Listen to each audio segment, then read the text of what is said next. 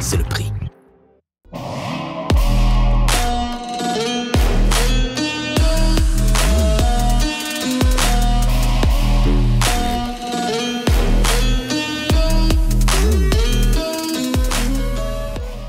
Nous sommes à nouveau réunis, mon cher Axel, sur le canapé Motomac pour aller à la découverte. Je sais que toi, tu aimes bien les motos exotiques. Encore que dans exotisme, il y a exotique et exotique. Mais tu aimes bien les motos un peu différentes. Ouais, figure-toi que j'ai eu l'occasion d'aller essayer des motos d'une marque qui n'est pas encore sur le marché français. Mais ça ne serait tardé, ça va arriver dans le courant de l'année 2024, cette marque, c'est TVS, c'est une marque indienne qui fait 3 millions de motos par an et qui a pour particularité à la fois d'avoir acheté Norton, mais aussi et surtout de sous-traiter pour BMW la gamme des G310, dont ils ont fabriqué plus de 150 000 unités depuis le début du partenariat. Nous avons d'ailleurs fait un apéro sur la présentation de cette marque après ton voyage en Inde, donc j'invite les internautes. S'ils veulent plus en savoir sur les chiffres, etc., qui est TVS, de regarder la vidéo. Voilà. Mais bon, là, en l'occurrence, on parle essai moto. Oui. Alors, c'est un essai, c'est une présentation de la gamme. C'est pas un essai très poussé que je vais vous faire, mais c'est une présentation de la gamme. Donc, la gamme, c'est quoi? C'est 3 motos ou 30 motos? 5 motos pour l'instant.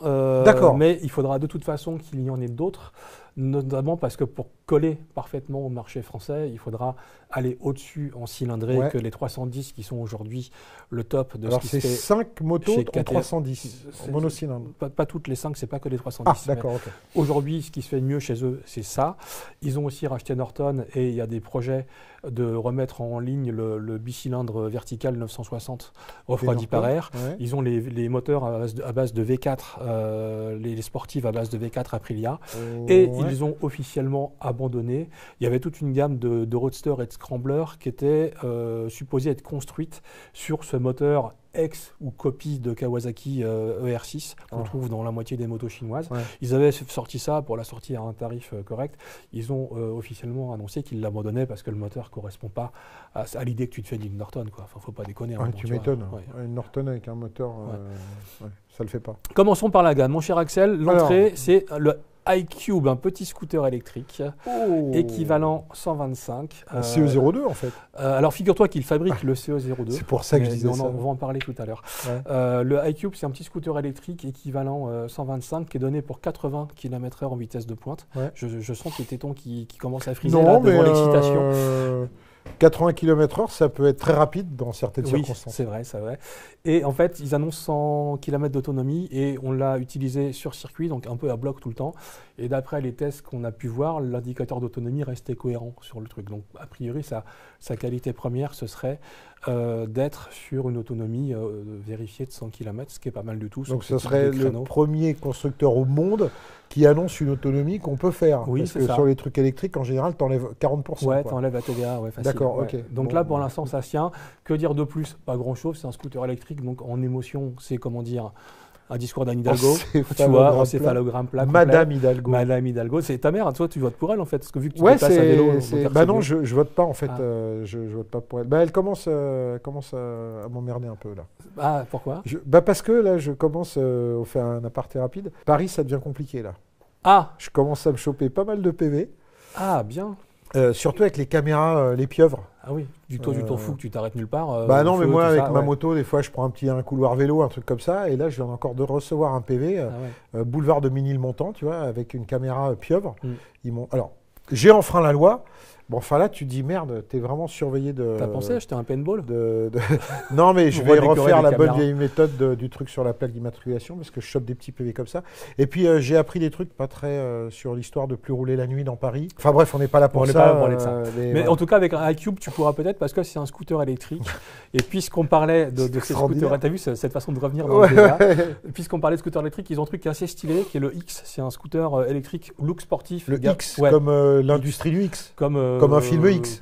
Comme le X Factor. Comme X, quoi. Voilà, c'est ça. Okay. Le X, qui est un scooter assez typé look sportif, plutôt réussi, avec un énorme tableau de bord TFT couleur qui a plus de configuration plus large que le scooter, Tesla, en fait. figure-toi. Ah ouais. En fait, globalement, on est, a priori, ils ne le disent pas officiellement, mais c'est sur la technologie d'un CE02, puisqu'ils fabriquent le CE02. Alors, c'est aussi un 50-125 ? C'est un équivalent 125. Ouais. Ah, 125. Voilà. Okay. Mais le truc, c'est qu'il a une capacité de recharge qui est 2 fois plus élevée que ce que BM te propose en option sur le CE02. Donc quand tu vois finalement les hiérarchies dans ces usines qui sous-traitent pour des marques importantes, les hiérarchies ne sont pas toujours là où on les imagine. Non. Tu vois. Ils font aussi pas mal de trucs pour eux. Quoi. Bah, ils font des trucs pour eux. Non, mais c'est très bien, toi, qu'ils fassent des trucs évoluer à partir d'une technologie qu'ils ont en commun. Donc le X, c'est censé arriver aussi l'année prochaine. Autre scooter, là, on ne sait pas si on l'aura. Je l'ai essayé, c'est le N-Torque. C'est un petit scooter 125. Petit gabarit, on a roulé sur circuit avec et en fait il est super rigolo parce que tu as un train avant précis, il freine bien et en fait tu peux rouler comme un débile, te tirer la bourre et te marrer. Électrique aussi? Non, thermique. Ah, faut le dire. Petit 125 4 temps, thermique, plutôt léger, donc 12 chevaux, plutôt léger, plutôt rigolo. Après, est-ce qu'il y a de la place pour ça sur le marché français? Qui est déjà envahi de scooters, et notamment, parce que toute la difficulté, on en parlait sur l'émission précédente, c'est la désirabilité, le réseau, l'image de marque et bien entendu le tarif. Tu peux pas te permettre d'être si tu le proposes à 1600 balles, ça peut le faire. Ça peut le faire, mais voilà. On va passer aux vraies motos, mon cher Axel, avec une moto qui est intéressante, même si pour elle, ça va être compliqué. Ils ont un néo-rétro qui s'appelle la Ronin. La Ronin. A priori, ça serait R-O-N-I-N. Ouais, Ronin, c'est le seul samouraï qui n'aurait pas de maître. Tu vois, c'est le samouraï ultime. Mais c'est pas un film avec De Niro, ça? Mais si, avec. C'est ça, ouais. C'était Jean Reno, non? De Niro, Jean Reno. Ouais, je sais plus. Vous nous direz ça. Bon, bref, la Ronin, petite moto néo-rétro. Ce qui est intéressant, c'est que la cylindrée est pourrie. C'est une 225. Donc, en fait. C'est combien? 225.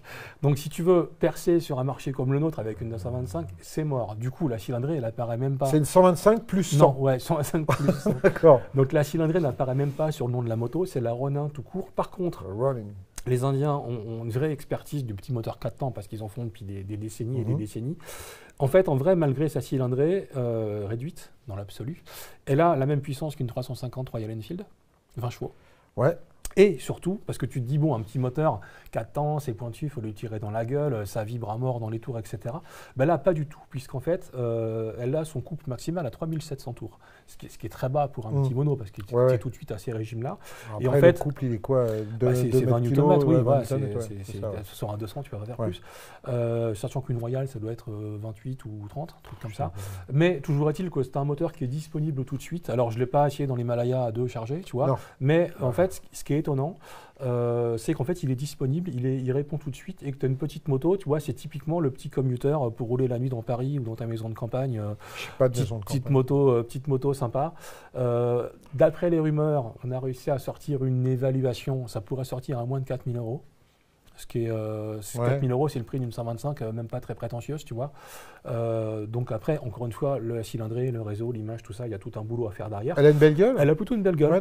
Fred va nous la mettre en image. Elle a une gueule néo-rétro, des jolis coloris métallisés. La finition est bonne. Franchement, feu à LED. Un Mustang sur le réservoir ou pas? Bah oui. Feu à LED, joli sel, tu vois, moto, jolie peinture métallisée, biton, etc. C'est plutôt bien fait. D'accord. Et si ça sort effectivement à ce tarif-là, on a déjà franchi un écueil, tu vois, de faire connaître la marque et la moto autour de ça. Les 2 dernières motos que j'ai essayées, ce sont les Apache 310. Ah, Apache. Qui sont l'équivalent donc de ce que BMW sort. Il y a une technologie commune avec ce que BMW sort sur la gamme des G310. Donc c'est une G310R? Alors moi j'ai essayé l'équivalent. Alors non, un peu compliqué. J'ai essayé une moto qui n'est pas vendue par BM en France, qui est la RR, c'est donc la sportive. D'accord. Et j'ai essayé le RTR, qui est le roadster un peu en mode Street Fighter, tu vois, feu à LED, assez agressif, etc. T'as quoi? J'ai une TVS RTR. Apache 310 RTR. Ah ouais, j'ai une TVS Apache 310 RTR. Bah ouais, mais en Inde, tu dis ça, c'est cool. Mais... ouais. C'est d'accord. Donc ça, c'est la version, c'est roadster. Alors justement, attention, il y a un petit effort à faire. En gros, la RTR, elle a déjà accès à un niveau de développement qui est supérieur à ce que TVS offre à BMW. Ouais. Or, la RR, non, c'est l'équivalent d'une BMW 310. D'accord. Ce que je veux dire par là, c'est que la RTR, elle a les feux à LED partout, une centrale inertielle à 6 axes, un shifter up and down, les deux sont livrés avec des pneus Michelin, elle a un gros tableau de bord TFT, couleurs gigantesques, connecté à ton téléphone, régulateur de vitesse, elle a même une selle réfrigérante et chauffante. Et ça, mec, quand tu roules dans la région du soit tu te fais cuire le cul, soit tu te fais geler le cul. Tu choisis. C'est important. Et comme elle est d'une génération plus évoluée, là où la BM fait 34 chevaux, et la RR aussi, bah en fait, la RTR, elle a gagné en puissance moteur, elle fait 36. Ah, ouais, donc voilà, tu es sur des petites motos, petits gabarits. En fait, j'ai roulé sur circuit, donc c'est difficile d'avoir un avis circonstancié. Un circuit, circuit de karting. 1300 mètres, il y a un programme de rouler un petit peu. C'est difficile d'avoir un avis très, très pointu, ça demandera un essai routier, longue durée, etc. avec ces motos, voire un 24 heures comme on a peut-être envie de le faire. Ce qui est intéressant, en fait, si tu veux, c'est... alors, deux choses. Sur la RTR, il y a la centrale inertielle, mais le contrôle de traction est lié au capteur d'angle. Donc moi, au point de corde, je mettais gaz, il ne se passait rien, donc il fallait tricher, enlever la moto, rester à côté pour retourner. Donc je leur ai dit, vous me déconnectez ça tout de suite, et là, après, la moto est beaucoup plus naturelle. Donc ça, c'est cool. Donc on ne parle pas de zone de sécurité, là, on est d'accord? Vous me déconnectez ça tout de suite. Sur circuit. Avec 34 chevaux, si j'arrive pas à maîtriser 36 chevaux, excuse-moi. Et non, complètement fou. Non, ce qui est intéressant, c'est que tu sais, souvent, quand tu as des rosters et des sportifs, surtout sur du moyen bas de gamme, en fait, les mecs ont mis 2 bouts de plastique avec 2 vis, et puis c'est exactement la même moto. Tu vois, une Ninja 650, une Z650, on a l'impression de conduite, on ne peut pas dire que voilà. Or, et c'est là, on parlait de l'émission, dans l'émission précédente sur TVS, de la partie racing. En fait, la 310 RR, au niveau attaque des freins, géométrie de la moto, feeling de l'avant, c'est une vraie sportive. C'est-à-dire que tu passes de l'une à l'autre, et en 2 virages, tu te dis, ah ouais, mais c'est pas du tout la même sensation. Les freins, bim, ça freine tout de suite beaucoup plus fort. Donc, en fait, ils ont réussi ça. Après, tu es sur un mono de 34 chevaux sur le cas de la RR, donc c'est pas des perfs de fou, mais l'air de rien, ça avance quand même, tu vois, c'est des motos qui prennent 170 compteurs quand tu as un petit peu d'élan. Et en fait, elles sont plutôt cool à rouler. Après, est-ce que ça colle au marché français? À voir. Où on l'achète, où, comment, tout ça, à quel prix? C'est encore des choses à voir. SAV, distribution, tout ça qui est à mettre en place aussi. Il y a un gros groupe derrière, mais c'est bien de vendre des motos, mais il faut derrière comme c'est des motos, comme tu dis, technologiquement un peu pointues. Ils vont prendre un concessionnaire qui va dire mais il faut que le mec il puisse connaître un peu les TVS. Parce que là, on aborde la centrale inertielle, les TFT. Donc il faut quand même une certaine compétence technique. Après, on est d'accord. Pour te dire, je pense que le moins de concessionnaires BM aujourd'hui, c'est réparer une TVS 310. Oui, mais est-ce qu'un concessionnaire BM, des concessionnaires BM, ça a toujours été exclusif BM depuis que BM existe? Pourquoi ils vendraient des TVS qui pourrait en plus marcher un peu sur les plates-bandes. Donc voilà, on est tous d'accord qu'entre cette gamme des 310 et la gamme Norton qui vont et la 225 et la 225, il y a un gars. Non mais tu sais qu'elle est sympa la 225. Non mais j'ai pas dit le contraire, mais c'est marrant la cylindrée, ça me fait penser à la 100. Tu sais, dans Rabbi Jacob, la Kawasaki, c'était une 100. Tu sais, en Inde, ils ont des 160, des 180. Oui, non, mais c'est marrant, c'est cylindré. On n'est pas habitué chez nous. Donc voilà, il y a tout un travail à faire. On est d'accord, on en convenait ensemble avec les gens d'Émile Frey, qui est le groupe qui va distribuer ça, qu'il va falloir remplir très vite le gap entre les 310 et les Norton avec des moyennes cylindrées adaptées au marché européen. Les Norton, là, c'est comme celles qu'il y avait avant, mais mieux construites. De toute façon, plus mal, c'est compliqué. Mais oui, c'est ça. En fait, ça, c'est quoi la perspective? C'est dans 3 mois, 6 mois, 1 an? C'est dans l'année qui vient. C'est dans l'année qui vient? Je te dis, ils ont acheté Norton pour 100 millions de livres et ils ont réinjecté 120 millions de livres pour fiabiliser, moderniser les motos. Voilà, donc on en est là. D'accord. Voilà, donc voilà ce qu'on peut dire. Pour de vrai, j'ai visité l'usine. C'est une usine moderne avec tous les standards occidentaux de contrôle qualité, de suivi, de traçabilité. Les motos sont plutôt cool. L'air de rien, la Ronin 225 en petit commuter ou en petite moto de campagne, je trouve ça plutôt sympa. Après, il y a tout un travail à faire sur, on est d'accord là-dessus, l'image, le réseau, la désirabilité de la moto, et puis il faut proposer autre chose que des 310, quoi. Ouais. Voilà. Ok. Vous nous dites ce que vous pensez de ces TVS. Est-ce que vous auriez envie d'en avoir une dans votre garage Et du coup, dans le prochain Motomag, il y a l'essai de ces motos? Bien sûr. Extraordinaire.